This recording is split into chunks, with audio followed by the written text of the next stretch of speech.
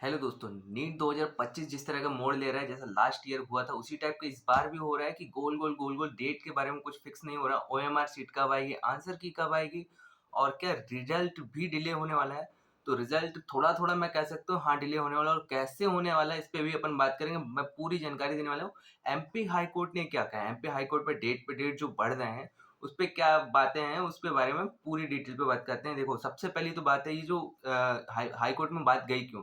इंदौर के कुछ मतलब जगह हैं, जैसे 18 कुछ लोग बोल रहे हैं, 24 कुछ लोग बोल रहे हैं। रिपोर्ट के हिसाब से लगभग 20-22 ऐसे सेंटर थे जहाँ पर आंधी तूफान तूफान तो नहीं लेकिन आंधी और लाइट वाइट का थोड़ा इशू हो गया था, जिस वजह से वहाँ के स्टूडेंट ने अच्छे से पेपर अपना नहीं दे पाया जो कि सही बात है कि हाँ, लाइट की अगर इंटरप्शन होता है तो प्रॉब्लम होती है स्टूडेंट को। वो तो वही लोग जान सकते हैं जो लोग एग्जाम दे रहे होते हैं। तो बाकी हाई हाई मतलब लेवल पे जो लोग बैठे हैं उनको नहीं समझ में आएगा ये चीज़ें। तो जिन लोगों ने कोर्ट पे पिटीशन फाइल की है तो उन लोग के हिसाब से ये सारी चीज़ें हैं और सही भी है। तो अपन का बात ये है कि कोर्ट का रिजल्ट जो है वो क्यों स्टे है, जो कि देखो कोर्ट ने जो रिजल्ट दिया था, कोर्ट ने जो बोला था, स्टे लगाया था रिजल्ट के ऊपर, उसके ऊपर एनटीए ने एक आंसर दिया, ठीक है। वो आंसर जो भी दिया उसके हिसाब से रिजल्ट पे जो स्टे लगा था वो कोर्ट ने हटा दिया। अब रिजल्ट जो है वो 14 तारीख 14 जून को एक्सपेक्टेड है, लेकिन ये 100% नहीं है कि 14 तारीख को आ ही जाए। 14 तारीख को क्यों नहीं आएगा इस पे अपन मैं बताता हूँ क्यों नहीं आएगा। 14 तारीख को हो सकता है डिले होगा, और क्यों डिले होगा ये भी, क्योंकि देखो आंसर की जो आने वाली थी, आंसर की और ओएमआर सीट, और इस पे जो बात होती है कि जैसे आंसर की आ जाती है फिर ओएमआर सीट आती है, फिर लोग अपने हिसाब से करेक्शन सीट पे मतलब कि जाके डालते हैं कि हाँ ये हमारा प्रिडिक्शन था, हमारी ये हमारे हिसाब से आंसर ये होगा, एनसीईआरटी ने ये बात बोली, आपने ये वाला आंसर दिया तो इसमें ये चीज मेरा आंसर सही है, आपने गलत दिया है। तो ये सारी चीजें अपन फाइल करते हैं, उसमें लगभग 5 से 6 दिन लग जाता है। जिस हिसाब से अभी की अगर बात करें, प्रेजेंट टाइम की बात करें, आज हो गया 1 तारीख, लेकिन आज भी आंसर की रिलीज नहीं हुई है। इसका मतलब क्या है, आंसर की आने की हाई चांसेस है इस वीक में, यानी 5 से 6 दिन के अंदर आंसर की आ जाएगी। आंसर की आते आते ओएमआर सीट आएगी, ओएमआर सीट का आते आते अपन जो चैलेंज करते हैं वो चैलेंज की फॉर्म आ जाएगा, ठीक है। अब आंसर की चैलेंज के जो फॉर्म आएगा वो फॉर्म आते आते जब फिलअप होगा, सब लोग अपना करेंगे, जिन जिन लोगों को प्रॉब्लम होगी वो करते करते लगभग लगभग 1 हफ्ता का और टाइम चला जाएगा। 5-6 तारीख के बाद 1 हफ्ता और जाएगा, और 1 हफ्ता और जाने के बाद लगभग 14 तारीख के आसपास मोस्ट प्रोबेबिलिटी यही है कि 14 तारीख को रिजल्ट डिले होगा, ठीक है। अब कितना डिले होगा ये नहीं पता।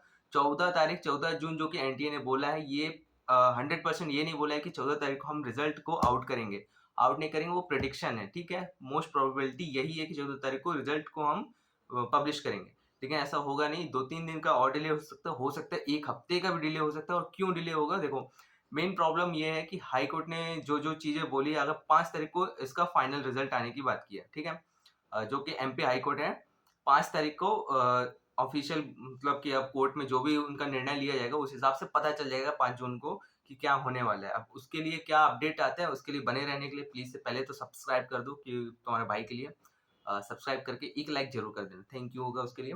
हाँ, रिजल्ट डे पे देखो ये होगा कि ये आंसर की जैसा भी होता है, आया 7 दिन और बढ़े, चैलेंज किया, चैलेंज करने के बाद 14 तारीख हो सकता है रिजल्ट दे, नहीं देना हो तो कुछ दिन एक्सटेंड हो जाएगा। और सबसे बड़ी प्रॉब्लम क्या है, हाई कोर्ट में अगर जिन लोगों ने पिटिशन फाइल की है वो संतुष्ट नहीं हुए तो क्या करें, सुप्रीम कोर्ट तक जा सकते हैं।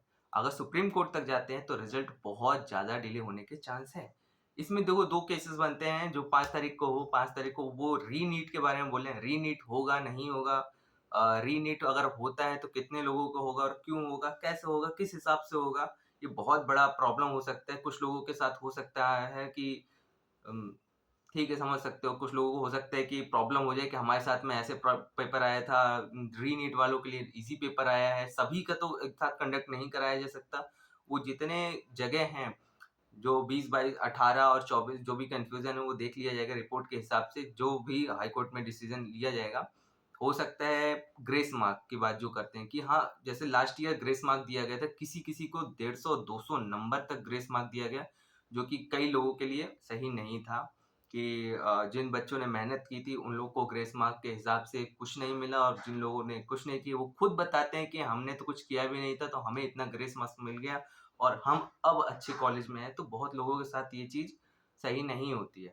अगर ग्रेस मार्क के सपोर्ट में अगर तुम लोग हो तो कोई बात नहीं, और नहीं हो तो एक लाइक कर जरूर कर देना, हमें भी समझ में आ जाए कौन कौन सपोर्ट में नहीं है। और रही बात OMR सीट आंसर की, MP हाई कोर्ट का रिजल्ट इसके अलावा अगर कोई बात होती है तुम लोग कमेंट करके बताओ कि भैया हमें इस टॉपिक पे जानना है, तो हम उस टॉपिक पे जरूर बताएंगे। बाकी बिगेस्ट प्रॉब्लम यही है। तब तक के लिए take care and bye bye.